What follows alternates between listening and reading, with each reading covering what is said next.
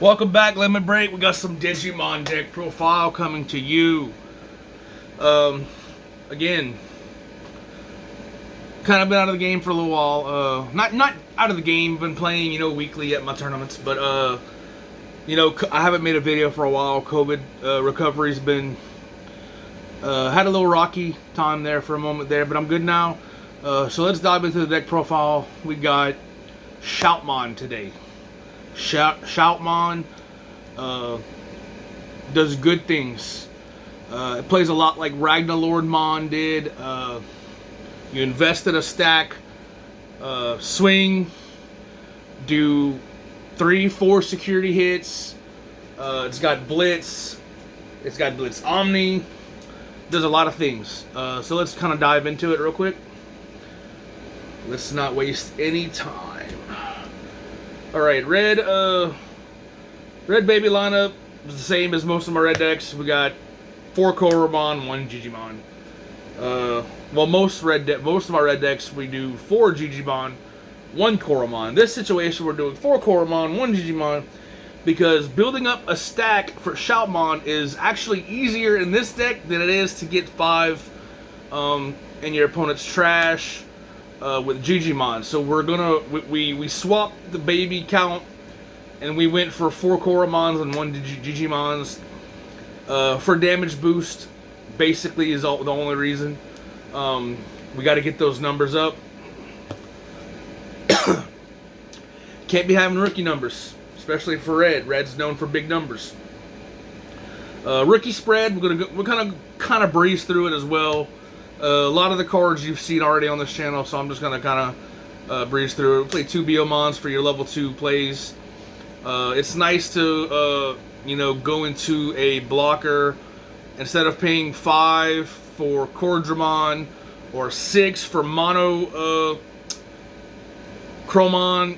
You pay 2, and then you pay 1 or 2 Digivolve. You got a blocker on board for a lot cheaper than retail.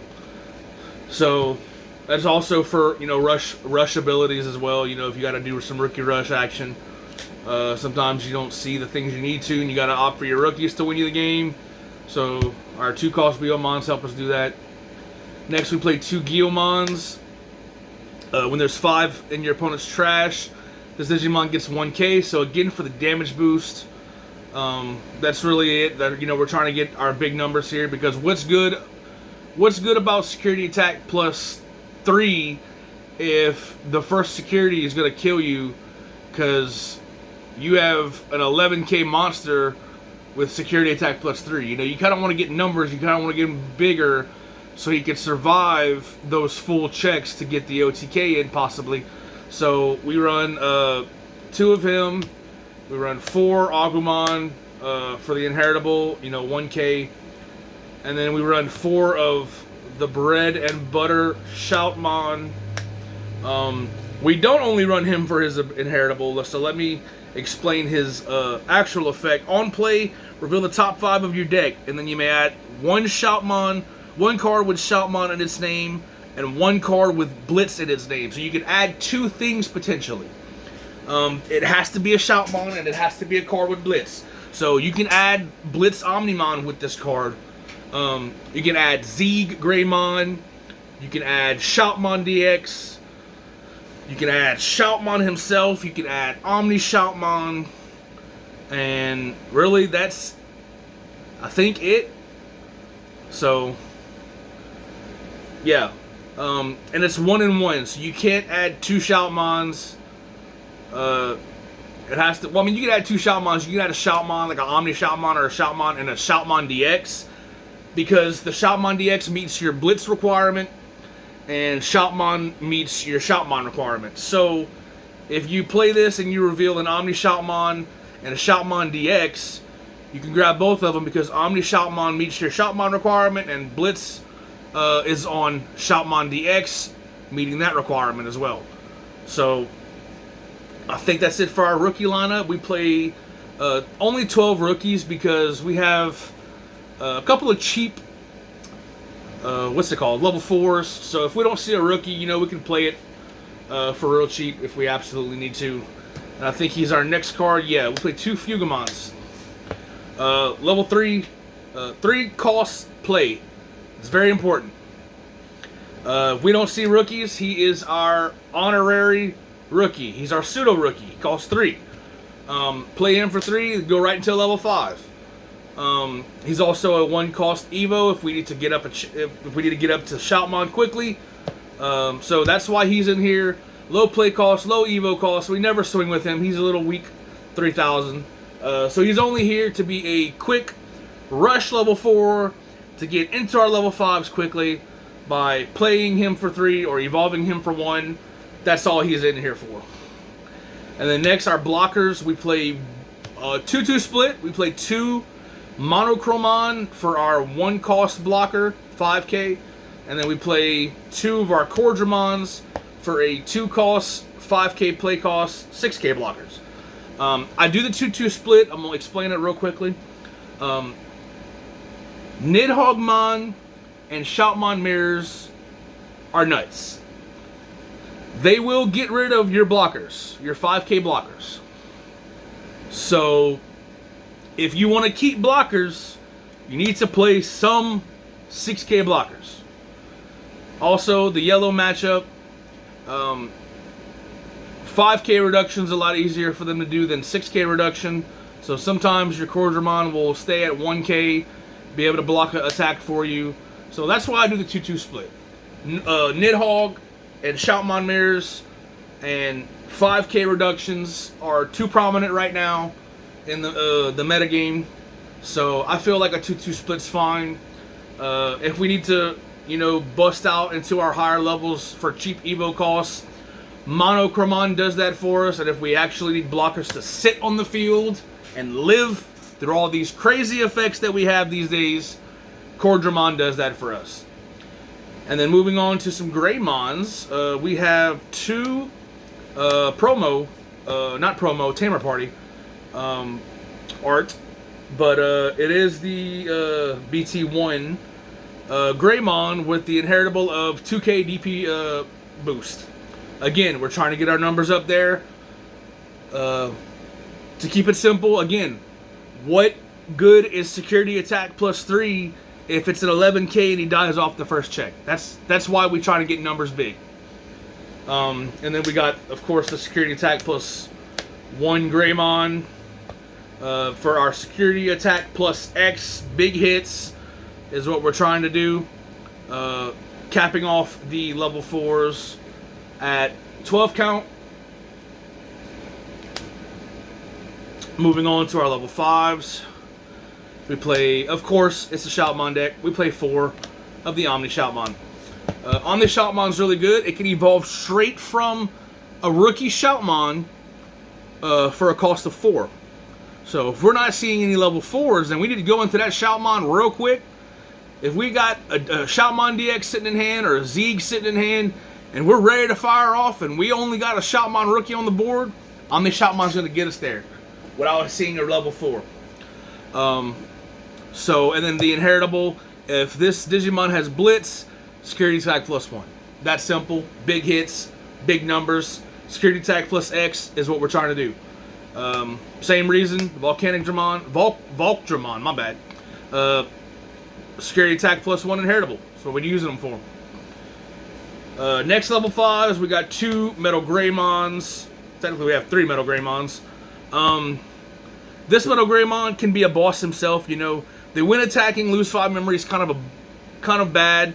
But you know, if we got a Greymon and a couple, you know, a rookie and a Digimon, and you know, we can get him to 11k with a Greymon. Which Greymon? Let's see. With this Greymon, you know, he'll hit for security attack plus 3. If we get him with this Greymon, then he's 11, 12, 13k essentially for security attack plus 2. So he's kind of a beast himself if we need. And then as an inheritable, he gets 3k again with the damage buff. This is kind of just in here. I want him to be a third of this, but I only have 2 copies. So I kind of threw this in here. This inheritable has come up sometimes. You know, I've swung with a Shoutmon DX and they've blocked, and then I was able to gain the memory and swing with Omnimon Blitz and only have to give them maybe one energy, one memory or less memory because I gained the 3 and I only paid 4 for the Blitz Omnimon. So it has come up. It is a good card, but honestly, I would take it out for the 3rd Metal Greymon. But it has, you know, its inheritable has come up and helped me many of times. So, you know, that's kind of just a little, maybe a tech you want to think about. But, you know, it does decent. It does decent. So, moving on to our level 6s. We play 3 of the Zeegs. Zeeg has Blitz when Digivolving. And during your turn, when this Digimon attacks with Blitz, so you have to attack with the Blitz. You can't swing regularly. You have to evolve, have Blitz, then be able to swing right away to get this effect. But you can attack your opponent's active Digimon. So it's removal. You know, you got a big dude you're trying to get rid of. Shoutmon can get pretty buff, I'm sorry. And then Zeeg as an inheritable, you'll be able to swing into it and get rid of problem monsters. So, yeah. Usually do that a lot for green. You know, green sometimes goes from Nidhogg to Chaosmon. Or Slash Angemon. Or any level 6 that's not Lord Nightmon, because she gets beefy. If you don't want them to go into Valder Arm for yellow, you know, Zeeg will let you crash into them if they're inactive. If they're trying to keep it alive and stay untapped, Zeeg will let you smash into them anyway. And then we play 4 of Shoutmon DX, because he is the boy that we are trying to strive to get and to do. Digivolving gets Blitz. Also in Digivolving, you may place 1 red Digimon card from your hand under this Digimon on top of its Digi-Evolution cards. Then, for each Omni Shoutmon or Zeeg under this card, in the Digi-Evolution sources, delete a 5k Digimon or less. Digimon with 5k or less. So that's what I was saying. Nidhogg, Shoutmon mirrors, you know, they're going to kill your 5k blockers. I'm going to kill your 5k blockers if you play them. Or you're, you know, some rookies or something. I'm going to deal with 5k or less problem cards real easily. So, and you can place any card. So you can play a rookie on top of your level 5. Let's say you go from, you got a Zeeg underneath this, you got a level 5. When you Digivolve into this, you can play a rookie on top of Zeeg. It's fine, because you got to play it. That's what its effect says. You got to play it on top of your sources, and you gain that inheritable. So you know, we can play level 4 Greymons, the plus 2k or the plus security attack plus 1. We can play the rookie Shoutmon to get some more buff. The 2000 for Digimon that has Blitz. We can put the Metal Greymon to give him 3k DP, or the other Metal Greymon to where if he's blocked, you get 3 memory. So that's, you know, he's the guy. He's the deck. He's the boom. He you know, he brings it. He brings the heat. He brings the heat. That's what the deck's, you know, it's what the deck's that's why we build the deck. I'm sorry, I'm kind of just talking fast right now. Let me slow it down. Okay. Calm down a little bit. Let me slow it down. We got 3 Blitz Omnimons. Real good card. When Digivolving, he has Blitz. When Digivolving, unsuspend. So if you swing with your Shoutmon, you know, do security attack plus 3. Hopefully you buff them up enough with DP. He lived. You go into Omnimon, you unsuspend him, and then with the Blitz, you attack right away again, doing more security damage, clearing the security out. Or, you know, if Shoutmon clears the security, you go into Omnimon and you do the initial hit for gain to attack the player.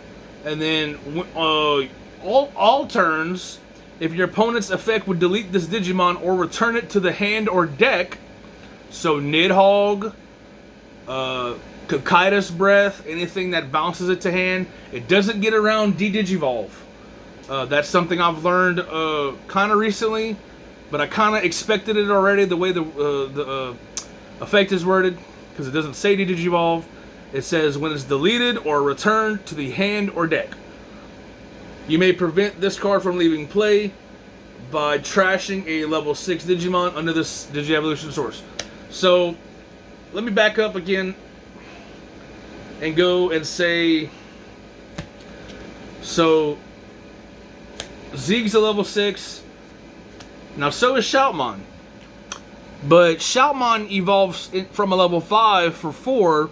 He evolves on top of a level 6 for 2.